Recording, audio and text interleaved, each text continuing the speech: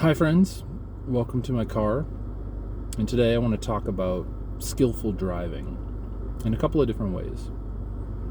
So, first of all, just if you do have to drive, like I'm a cyclist and I prefer to cycle than drive, but the way life is played out right now, I do have a car, and I find it handy, especially for going to the grocery store, those sorts of things.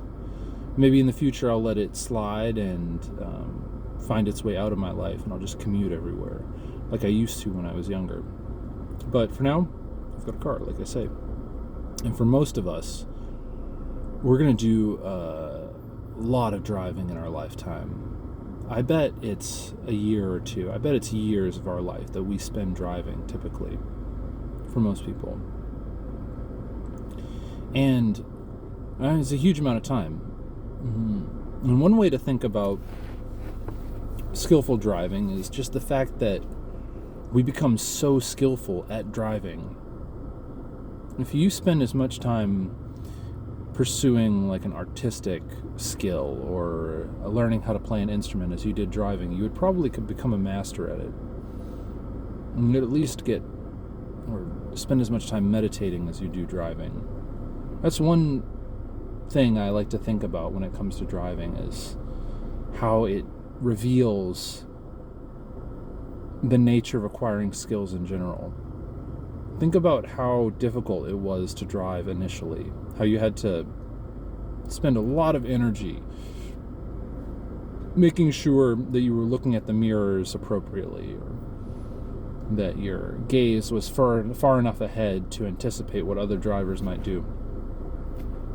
And then as you become skilled, years later, you could like drink a coffee, or I'll sometimes see people shaving or applying makeup in the city where I live in the car.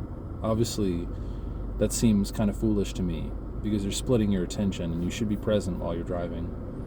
But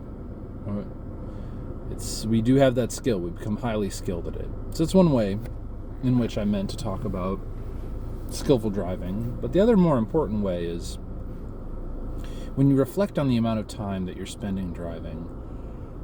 Typically, we spend our driving time in a state of super high anxiety, borderline rage for some people, or just aversion, being totally not wanting to be there. If you look at people's faces in traffic or at a stoplight, it's often just hating life, just, oh, this sucks, I don't want to be here. And this sense of not wanting to be where you are and needing to be somewhere where you're not is essentially the opposite of mindfulness. It's being completely out of the present moment, like violently not in the present moment, is typically how we drive. That state of mind is extremely negative for our body and for our lifestyle.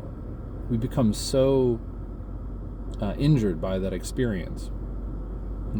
So I'm careful about, right before I drive somewhere and when I get out, I often take a moment just to realize what I'm doing. Like, I'm about to drive. It doesn't have to be a negative experience.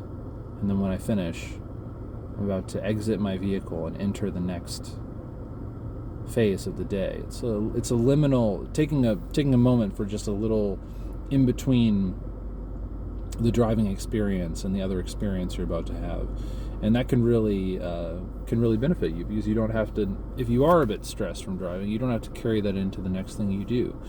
And if you're mindful about the fact that you're about to drive, you can buffet a lot of the stress that seems to be literally exuding from the roads. I think it's just because we're empathic, sensitive beings, and almost everyone is driving in that state I've talked about just a moment ago. That state of super heightened anxiety, borderline rage, etc. So, if we could find a way to drive skillfully in terms of mindfulness, if we could choose a state of mind to have while we were driving, we would obviously choose a state of calm or happiness, peace, something along those lines, something positive, or at least neutral, because it feels so much better. That's why we would choose it.